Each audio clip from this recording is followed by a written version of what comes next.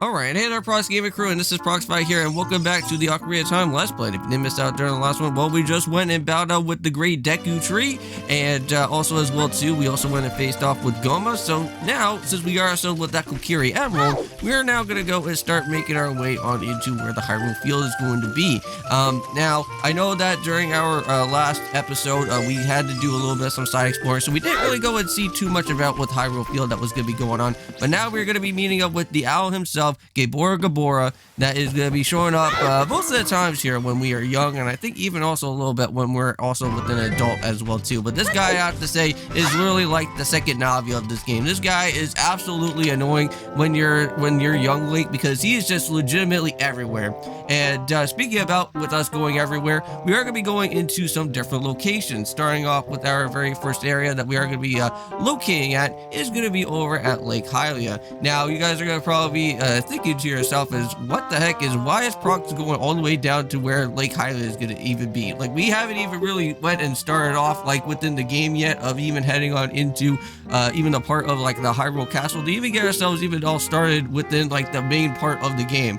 Well, since like this whole area is basically like kind of open up to you, since like you are basically young Link, there is like some other things that you can kind of explore around within Lake Hylia, but not like too much. But we are going to do one thing in particular, and that is going to be heading on over towards into where the Scarecrow is going to be, because we do have to do one thing as young Link, and that is going to be playing a tune for the Scarecrow, so that when we become adult Link at some point, while we get ourselves with the Master Sword, then we can be able to go and keep that song with us, with the Scarecrow song, and be able to go and help ourselves out later on when we get ourselves with the hook shot. Now, heading on down into this way here, this is our very first of many different like little secret holes that you can go and find. And normally I would know this because of course we went and did a randomizer before, and I know that this one is basically open up to you here. Now, if you guys don't know, I already went and told you guys this before, but later on while we are walking around throughout here in the Hyrule Field, and there's that guy again. I swear to goodness gracious, this guy is literally everywhere. I am telling you guys that this dude is absolutely annoying. He just pops up every single time that whenever you walk around to any type of new location that happens here. And even when you get out of a new area, he also goes and explains to you exactly about what this area is all about as well too, which is just absolutely ferociously annoying. Because, like, I think this Owl and Navi should just be the best of friends together, because they just love to annoy Link every so often here within this game. But anyways, let's go and speak a little bit more about within those secret holes, because there are a few different ways that you can actually go and open up with some of those different holes, such as by using the bomb flowers, and or also by using, of course, within the time of using the Song of Storms. Now, normally I would just say use Song of Storms, because most of the times you'll probably run out of bombs most of the situations that's happened throughout here within this game, and using the Song of Storms is a great way to go and just figure out exactly where some of these secret holes are going to be. And I know where most of them are, but I'll try and do some extra research to try to figure out where all of them are going to be, just so that we can at least try to collect as most of the sculptures as I can, because if I do remember telling you guys, I wanted to at least try to collect at least around 60 or so sculptures, because I think that's like the main or the maximum that you want to go and try to help out with almost all the different family members. And of course, you got yourself with like the 100 Skulltula, which we're not going to go and get ourselves with a Tycoon Ball. I'm not going to go absolutely crazy and mental just for me going after Skulltulas. I'll probably go after Skulltulas in dungeons. Maybe I'll probably have that mentality to go on into something like that if I ever do go find on any of them. But yeah, so that's our tune that we're gonna have to play to the Scarecrow. Yeah, you can do any type of song really, and just remember to remember it though, because if you try like fooling around a little bit, you may potentially forget about what that tune's gonna be. So for me, I normally kind of just do like up down, or just kind of just do right left with the with the ocarina. So here's Long Ranch. Unfortunately, we can't really go and do anything too much about it right now, because again, we are not even in Hyrule Castle yet, so we haven't even went and even talked to Malon or even with Talon yet within the game. Now, here I was thinking that like, oh, well, maybe Malin's already here. No, I was actually a little bit mistaken, because like normally you have to go and meet up with Malin and Talon within like the area of where you have to like get that weird egg from before you can even go and even do the little mini game thing, because I wanted to do that here, and unfortunately you have to do it at night. But here's Ingo. This is part of the wannabe Mario brothers that are out here, because later on you'll be seeing Talon, and Talon almost looks like Mario. But we will be battling out with these guys soon. We will be doing their horse race together, so that we'll be able to get ourselves an opponent much later on into the game. And I do have to say, having Epona here in this game is really fun, and I will always enjoy that a lot. And I don't know if I already would have said this before, and I think I would have said it in one of my past series, but if you guys don't know, apparently there is rumors that there is going to be a new type of Ocarina of Time, like remastered or something, that's supposed to be happening for the Nintendo Switch, or maybe a new generation console that happens. So pretty interested to see what that's going to be all about. I know that with the Zelda movie and things, they may probably bring it up with Ocarina of Time as a part of what the movie's going to be about, so that should be really interesting with it. So here's the Talon mini game. This is where we have to go and do all that Kuko type of stuff. Unfortunately, we can't really go and do that just yet. But what we are going to go and do instead is that I will have to go and head into the nighttime, because we're going to get ourselves with a little bit of a special something that you can actually do early in the game before you even go in and even doing this as well. Like heading on it, like, because like what you can do is that you can get yourself like with the Hylian shield very early in the game, and you don't even have to even worry about like much later on. That's what I was trying to get at before I like completely messed that up. But yeah, there's Gaebora again to go and basically just be annoying as always, right? Well, let's go and head over here to the village and meet up with a few different people. Now, I know that there is going to be that sleeping guy over next to that tree in the middle of the area that's here at Kakariko Village. We can't really go and do anything about with him just yet, because we need to get ourselves with a special Kuko by the name of Kojiro, I believe, right? The blue Kuko. And there is a very long, and I do mean long, type of side quest that is going to be happening for quite a while. I don't know if I may probably show off that whole entire side quest for you guys, because it is pretty tedious. So I may probably just kind of just trim all that down and probably just show you guys just the Kojiro thing by itself, and then we'll get ourselves with the heart piece. But we'll have to see what happens. I don't know if you guys want to see me go through the whole entire side quest or just go right for the heart piece, but we'll have to see.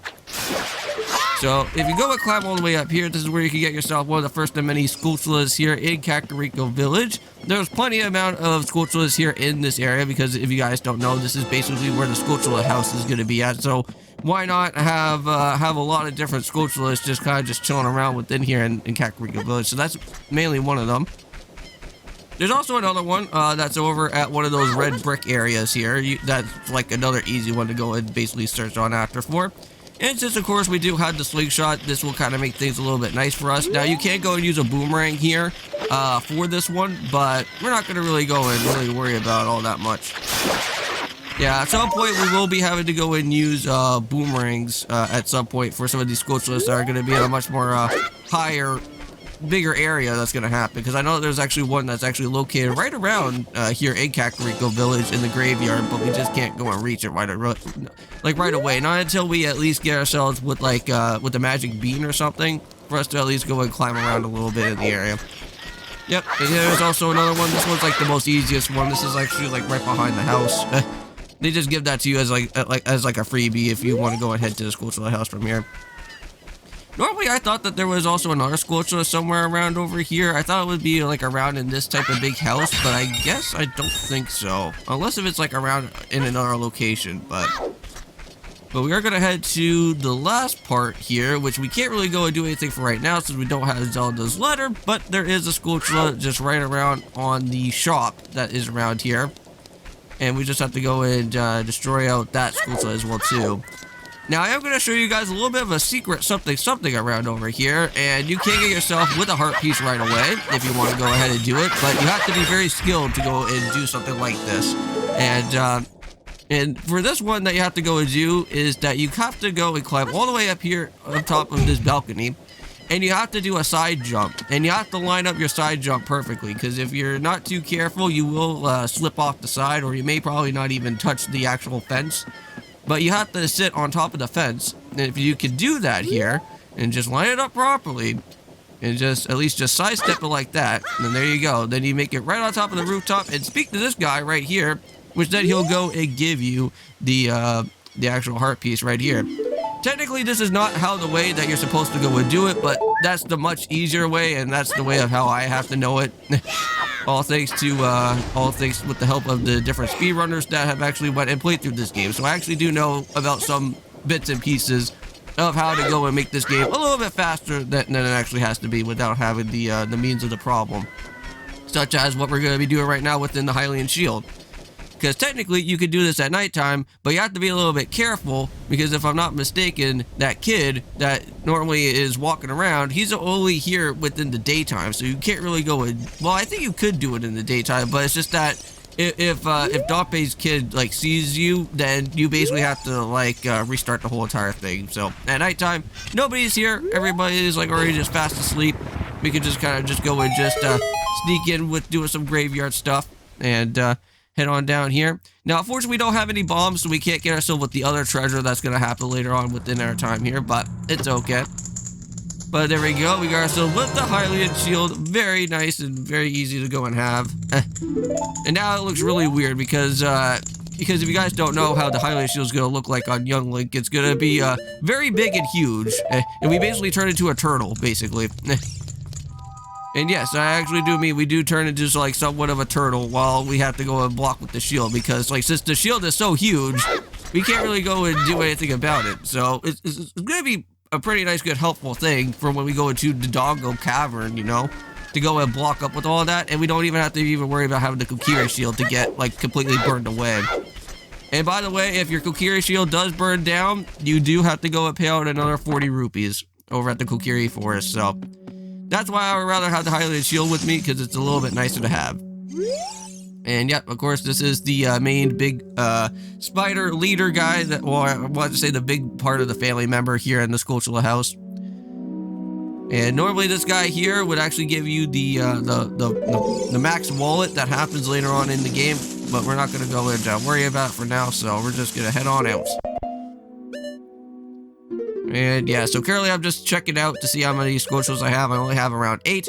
So we're almost close to 10. If we get ourselves with 10, we will get ourselves our first bonus reward and at least rescue one of the different family members, which I don't think we get a heart piece yet. I think the heart piece happens a little bit later on.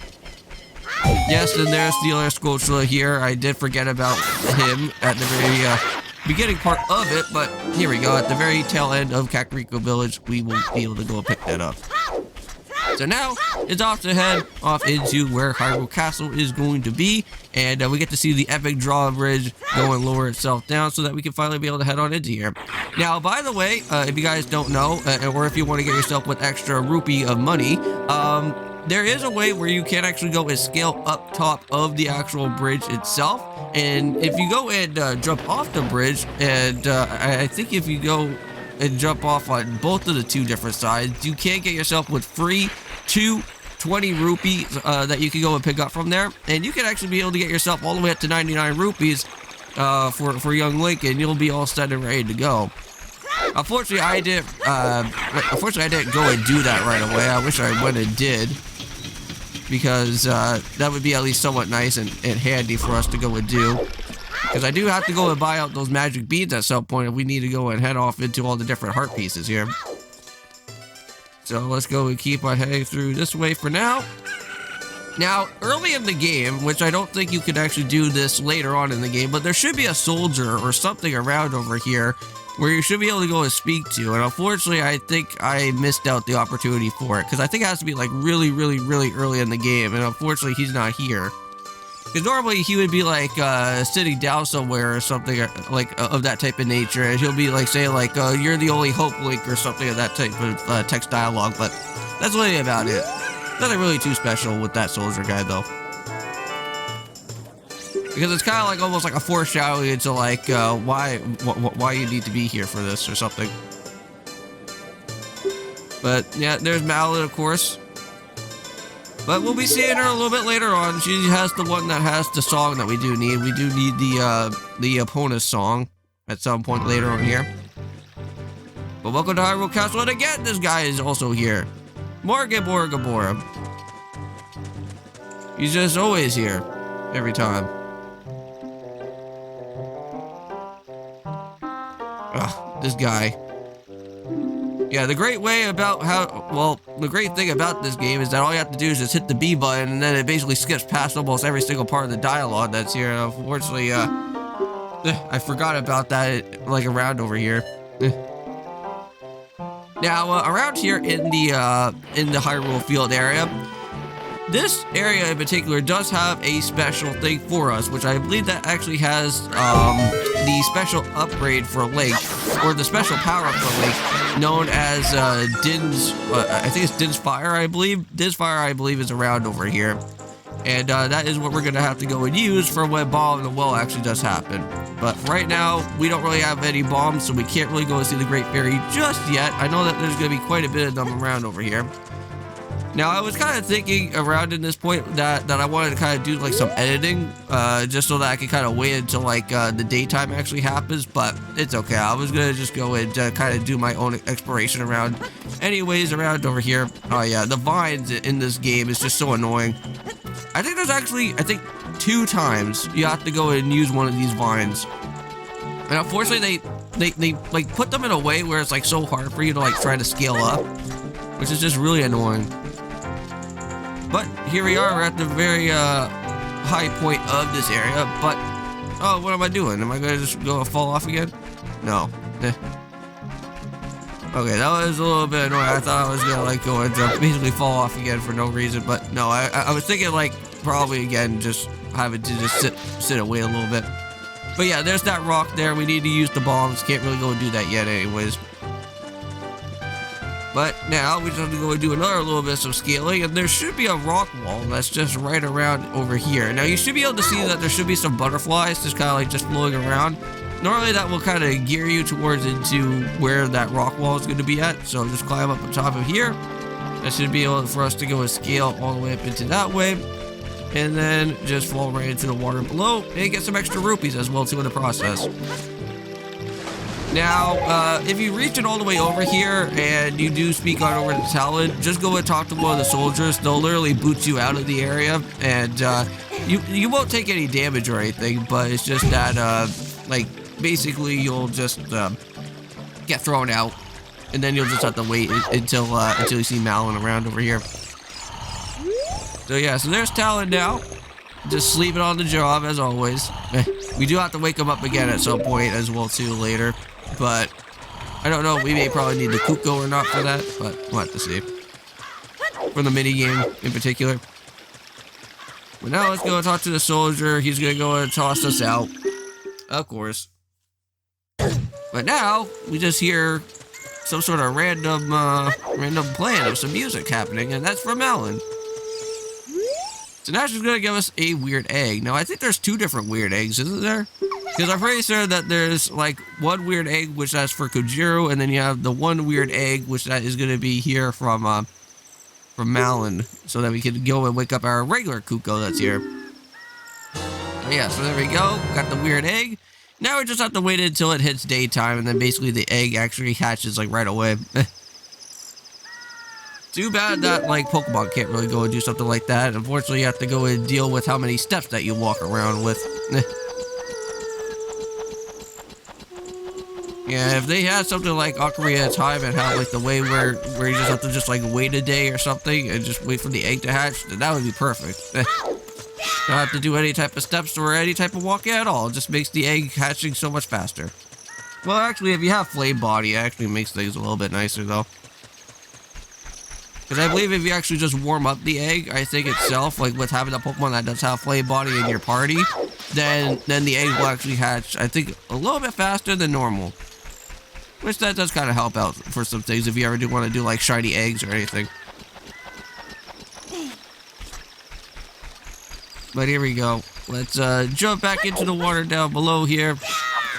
And now we just have to go and meet back up with Talon again.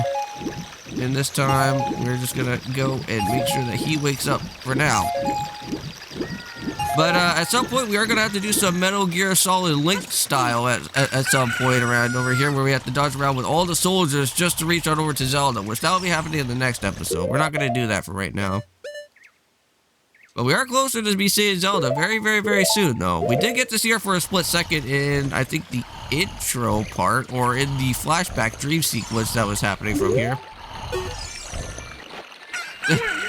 Now, if you hear that little wheeze that happens from Talon, there is a randomizer sound effect type of thing that you can go and have for like the 3-heart damage bar or the 1-heart damage bar, and you can literally have like Talon's wheeze, like when he wakes up, and it's just so funny to just hear it on repeat over and over and over again. Kind of like with the whole King Jaboon, or what's it, King. Yeah, is it King Jaboon? Like I can't remember who the king guy's name is in this game, but you have like the king, and like sometimes he has like the Mweep type of OST that happens for like the 1 health damage bar counter. I have that one on. I think that was like from one of my previous randomizers that I had for this one, which that one was really funny. Yeah, you can do some cool things in that randomizer, man. Like you can like change up like the way of how the color of the different hearts are in the game. You can change up like the sound effects of like most things that happen. Just make the game like so funny than it has to be. I think they also made a thing where I believe if you have this game like with Twitch and stuff, like you can actually have your fans actually cause more damage and other things of that type of problem. Even make the area within the randomizer even more vicious than it actually has to be. Where like your fans can like literally press on like certain buttons, then they can make you like freeze up, or they can make you like do like other different things, which that's like really cool. I haven't really ever tried that out yet. But anyways, we're here at the end of the game. Thank you guys so much for watching this episode for today, and I'll see you guys in the next one. And of course, peace.